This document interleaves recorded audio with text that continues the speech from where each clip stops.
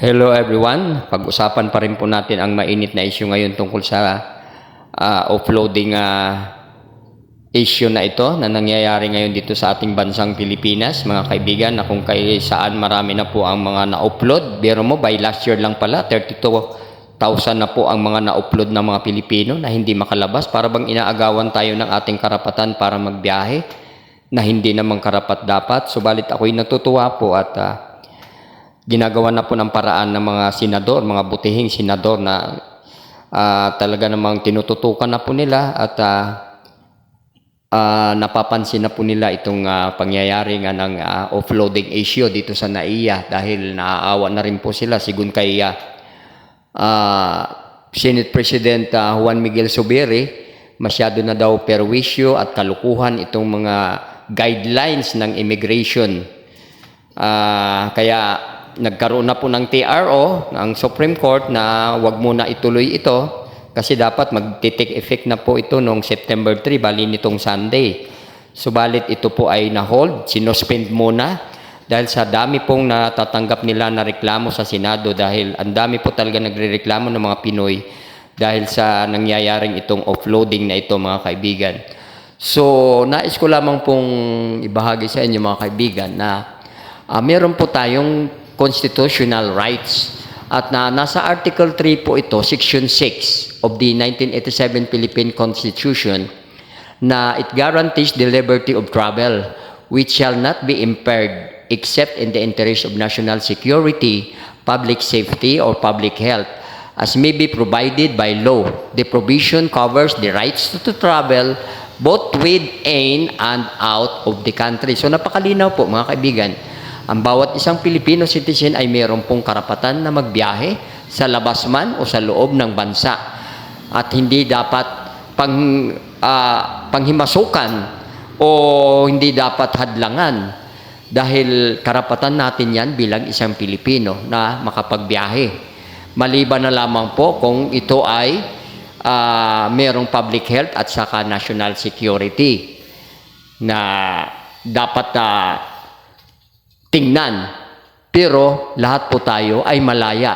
Ayon po yan, hindi lamang sa bibig mismo ni Senate President Juan Miguel Zubiri, kung hindi ito po ay batas natin. At tandaan niyo po, Article 3, Section 6 of the 1987 Philippine Constitution guarantees the liberty of travel. So, ipaglaban niyo yan, mga kaibigan. Kaya yung mga na-upload dyan, itabi-tabi nyo lang po ang inyong mga ticket dahil pinag-uusapan na po ngayon ito sa Senado dahil nakasuspend na po yung mga guidelines ng immigration. Ito, galit na galit si Juan Miguel Zubiri. Sabi niya, kalukuhan, perwisyo sa mga Pilipino. Dahil bakit daw nanghihingi ang immigration ng itinerary kung saan pupunta ng hotel na pupuntahan. Ang dapat daw niyan, ang nanghihingi, yung bansa mismo na pupuntahan mo.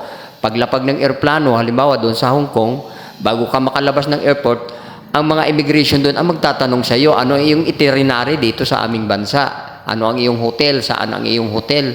Dapat daw ganun. Hindi daw dapat dito sa immigration pa lang hinaharang ka na ng ganyan na kung ano-ano mga hinihingi mga dokumento na hindi naman dapat. Dapat bigyan ng laya ang Pilipino na makapagbiyahe. So ayun po ang sinasabi ni Juan Miguel Zubiri. At sinasabi nga din po na i-implement nila na magkaroon ng refund lahat ng mga ginastos na mga inupload ng immigration na mga Pilipino. At pag hindi daw yan ibinigay, haharangin nila ang budget ng immigration. Kasi ang nag-a-approve po ng mga budget ng bawat mga sangay ng gobyerno ay dumadaan po sa mga kamay ng mga senador. So ipipilit nila na maibalik, lalo na si Senator Chis Escudero, talagang pipilitin nila na maibalik, mai-refund lahat ng ginastos, pati yung sa mga hotel booking, dahil hindi naman daw basta-basta yung magre-reserve ka ng hotel nang hindi ka magbabayad. Lahat yan, nag-a-advance payment ka na dyan. So, yun ang sinabi nila. Once na hindi yan na-refund, hindi nila a-approvean yung budget para sa immigration.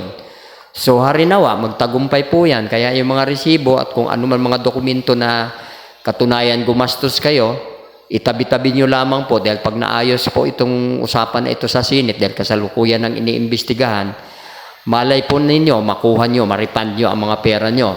At inuulit ko po, yung travel tax, meron pong refund dyan.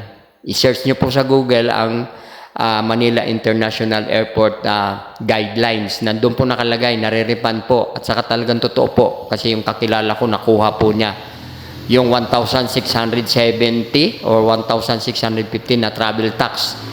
Kung hindi kayo nakaalis, kung kayo ay na-upload, i-refund nyo po, wag nyo iwala yung resibo. So, kailangan tayo mga Pilipino medyo nagbabasa-basa din, nag-aaral-aral din dahil para nalalaman natin kung ano ang ating mga constitutional rights. So, ano nga ba ang constitutional rights of every Filipino? Alam niyo sa Article 3 of the Constitution is the Bill of Rights and sets our provision regarding the fundamental rights and principle of the state. Policy guarantees human rights and freedom such as the right to life and liberty, prohibition of unjust arrest and detention, prohibition of forced labor and slavery, the privacy. At ang iba nga pa ay nagtatanong, is the right to travel an absolute right? Siyempre naman, this guarantees freedom allows a citizen to move from one part to the other country or to move from one part of the country to another and to travel abroad whenever he wills. Kung saan mo gusto, pwede ka magbiyahe, mga kaibigan. Meron kang rights, constitutional rights po yan. However, the constitutional guarantee of the right to travel has never been considered as absolute. Alam niyo po mga kaibigan, the liberty under the clause includes the right to choose one's residence, to leave it whenever he pleases, and to travel wherever he wills. So, malaya po tayo, mayroon po tayong liberty, mayroon po tayong kalayaan para gumalaw, may kalayaan po tayong lumipat, or mag-travel, or magbiyahe, or pumunta sa isang lugar. And to travel wherever he wills. Pwede ka mag-travel kung saan mo gusto. Yun po ay, Section 6 is a specific safeguard of these rights and is intended to underline their importance in a free society. Tayo po ay nasa demokrasya na country, hindi po tayo komunista, mga kaibigan. Ito po mga kaibigan, mga binabanggit ko po sa inyo ay ang ating mga karapatan sa paggalaw or paglabas or pagmamasyal or pag-travel in and outside the Philippines. Ito lang po ang aking mga tinututukan ngayon dahil nga sa nangyayaring uploading issue na ito. You know, every Filipino have the right to travel is a part of the liberty of which the citizen cannot be deprived. Ayan, ulitin ko. The right to travel is a part of the liberty of which the citizen or Filipino citizen or Pinoy ka man cannot be deprived without due process of law under the Fifth Amendment. So, hindi po pwede i-deprive kung gusto mo mag-travel. Hindi ka pwedeng harangin. Maliban na lang kung meron mga due process under the law. So, if that liberty is to be regulated, it must be pursuant to the law-making function of the Congress. So, napakalinaw po mga kaibigan ang sinasabi dito sa ating mga batas-batas. Kaya kung nais nyo pong malaman ang tungkol sa ating mga batas, lalo na sa tungkol sa the rights to travel of every Filipino, dahil may karapatan po tayo, alamin nyo po, nasa Google po, ang mga article ng RA ng Pilipinas.